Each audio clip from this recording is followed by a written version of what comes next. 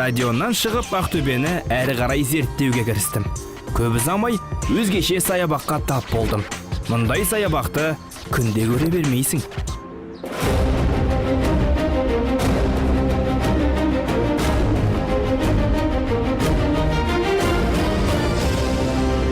Ақтөбеге қонаққа келіп жатсаңыз, сіз міндетті түрде мына саябаққа бас сұғыңыз. Мен алғаш көрген сәтте өте қатты таңғалғам, себебі атмосферасы өте ерекше. Бұл ашық аспан астындағы авиация музейі. Бұл жерде бұрын қызмет еткен, әуедегі қорғанысты күзеткен 9 әскери ұшақ пен 1 тікұшақ орналасқан, және бұлардың бұл жерде тұруы тегін емес.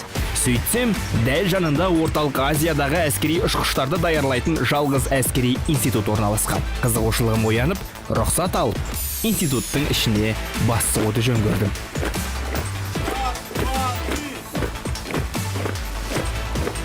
Ассалаумалейкум, Рамик мырза. Қош келдіңіз біздің әскери институтымызға. Жаңа өзіңіз байқағаныңыздай, бізде авиация экспонаттары орналасқан. Бұл Ақтөбе қаласының негізгі көркін ашатын біздің экспонаттар.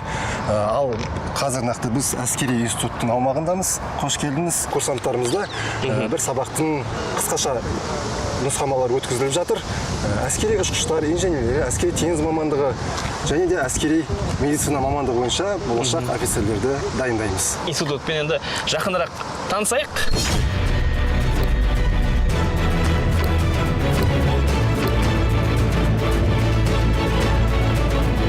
Қазіргі уақытта енді 500-ден жоғары курсанттарымыз бар. Әр курс бойынша біздің институтымыздың ерекшелігі әуе мамандарын даярлағанымен әскери теңіз мамандықтарында даярлайды. Бұл бағыт бойынша әскери теңіз мамандықтарында бұларда офицер әскери атағын алып, өздерінің теңіз күштерінде қызметтерін жалғастырады. Қыздарымыз да білім алып жатыр. Қыздарымыз әскери медицина мамандығы бойынша оқуға түскен қыздар.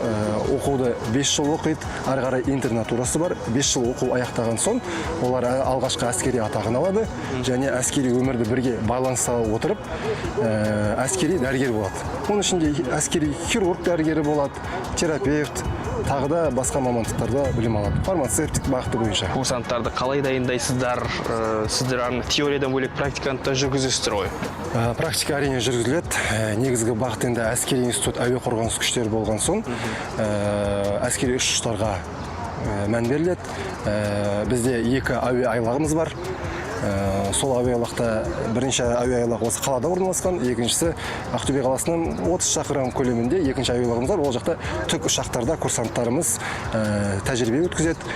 Өз тік ұшақпен өзі көтеріліп, аспанда ұшатын болады, қасында инструктор болады. Ең бірінші тәжірибелер сол симуляционный орталықтарда өтеді. Қазір енді компьютермен сіздерге көрсететін боламын. Талғат Бигелдинов атындағы әуе қорғаныс күштерінің әскери институтында 7 мамандық пен 15 біліктілік бойынша болашақ әуе қорғанысы күштерінің офицерлері дайындалады. Ең қызығы курсанттардың тәжірибесін шыңдайтын заманауи симуляторлар. Мұнда тікұшақ пен әскери ұшаққа арналған симулятор бар. Басқару жүйесінен бастап ұшу кезіндегі барлық жағдайға дейін шынайы әсер береді. Яғни болашақ офицерлер аспанға көтерілмей-ақ ұшақтың атмосферасын осы жерде сезінеді. Дәл қазір курсанттар тәжірибелерін одан әрі шыңдап жатыр. Мен қазір тілдесіп көрейінші.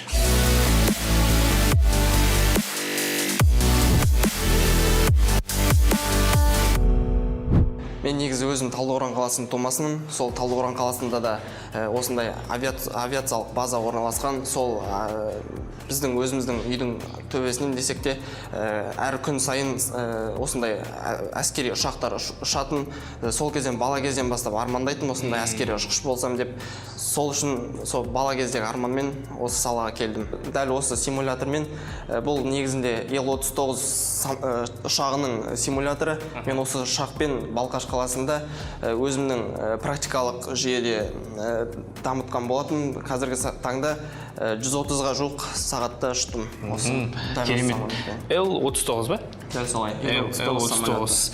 Енді менде бір сұрақ мені қызықтырып тұрғаны, шынайы тікұшақпен дәл қазір осы сіз отырған симулятордың айырмашылығы бар ма екен негізі? Әрине айырмашылықтар болады, бірақ сондай қатты айырмашылықтар жоқ. Жалпы ұшуға жақсы көмектеседі. онлайн форматта біз шынайы өзіміздің дайындығымызды шынайы деңгейде өте жоғары деңгейге дейін жеткізуімізге өте көп үлесін қосады және де тәжірибе жинала береді. Осы симулятормен де жеңіл болады. Шын ұшаққа отырған кезде симуляторның арқасында бізге өте жеңіл. Енді бұл жерде сіздер қандай да бір тапсырманы орындайсыздар ма, әлде не істейсіздер? Әрине біз осы жерде ең алдымен ұшақты басқаруды, ұшыруды және оны қондыруды үйренетін боламыз. Ең бастысы сол, ал қалғанын шынайы практикалық түрде тәжірибе алатын болатынбыз. Иә, еліміздің көк аспанын күзетіп жүрген әскери мамандарға алғысымды айтып, қаламен танысуды әрі қарай жалғастырдым.